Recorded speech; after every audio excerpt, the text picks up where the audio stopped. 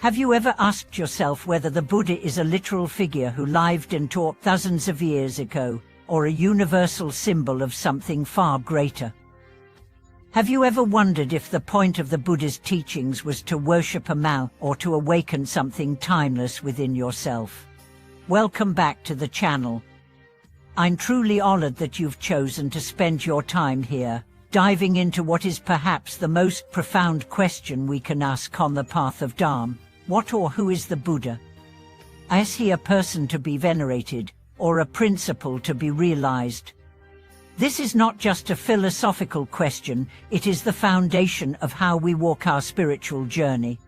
For many people, the Buddha is introduced as a historical person, a prince named Siddhartha Gautama who left his palace, renounced the world, meditated deeply, and attained enlightenment under the Bodhi tree. That is the story, and it is powerful. But what if that story was never meant to end in history? What if the Buddha was not asking to be followed, but to be mirrored? When the teacher known as the Buddha said, "Be a lamp unto yourselves," he was not encouraging blind faith. He was pointing to something radical, that each of us has within us the very same potential for awakening. The term Buddha simply means the awakened one. What? The chosen one, not the only one, but the one who woke up. And the implication is stunning. If one human being can wake up to truth, so can another. So can you. This changes everything. The statues we see in temples, the names we chant, the rituals we perform, these are not about idol worship, they are about reflection. They are tools, not ends. The image of the Buddha sitting calmly, with eyes half closed, spine upright, hand touching the earth, it is not there to ask for devotion. It is there to remind you of your own capacity for stillness, for courage, for liberation. Think about it. In every tradition, symbols are used to point toward truths that words cannot describe. A cross, a flame, a lotus, a star, all of these mean more than what they appear to be. They carry centuries of meaning, emotion, intention. The Buddha is no different. He's the symbol of human potential fulfilled, a reminder that the mind can be mastered, the heart can be freed, and suffering can be ended. But symbols only work if we understand them. If we mistake the map for the territory, the menu for the meal, the statue for the state of being, we miss the point.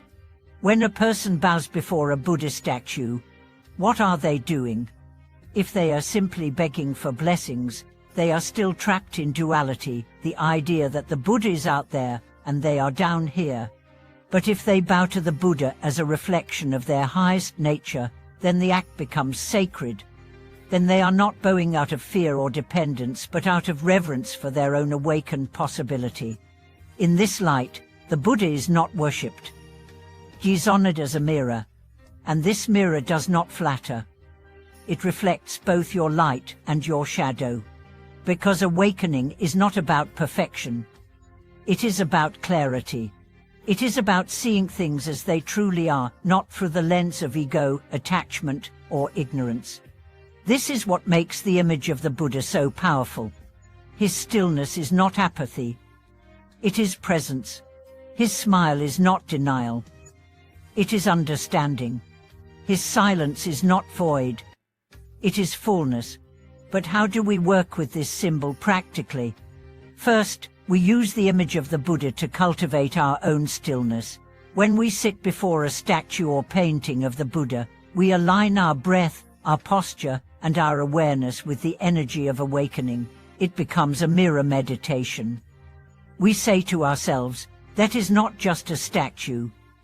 That is my potential made visible. Second, we study the teachings not as abstract doctrines, but as living instructions. Every sutra, every verse, every mantra is a guidepost. The Buddha did not give us systems to memorize. He gave us tools to wake up. Third, we dissolve the distance between ourselves and the Buddha not through pride, but through humility.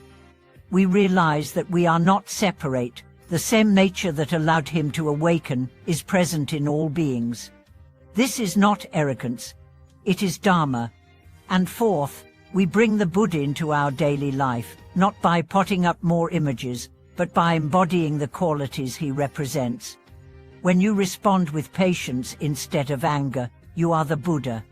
When you tell the truth even when it's hard, you are the Buddha. When you listen with compassion, when you give without seeking, when you face pain with presence, you are the Buddha. The path is not about becoming someone else. It's about shedding everything you are not. Layers of illusion, layers of fear, layers of ego, until what remains is clarity, compassion, and wisdom. Until what remains is Buddha nature. And here is the most beautiful part: this truth is available to everyone. You don't need robes. You don't need rituals. You don't need to be perfect. You just need sincerity. The Buddha himself said, "I show you the path to liberation, but it is up to you to walk it." No one can do it for you, not even the Buddha, because awakening is not given. It is realized. And when you realize it, you don't become someone else. You become more fully yourself. Your real self. Not the roles you play. Not the masks you wear. But the awareness behind it all. The spacious, loving, luminous awareness that was never born and never dies. That is the Buddha. That is you. So next time you see a Buddha statue, don't just bow, look deeper. Ask, what part of me is being called to wake up? Let that question guide you. Let it disturb you. Let it heal you. Because the Buddha is not a relic of the past. He is the reality of this moment if you choose to see. If this video spoke to your heart, please take a moment to share your reflections in the comments. Have you ever experienced the Buddha, not just as a figure, but as a presence within yourself? How has that changed your practice?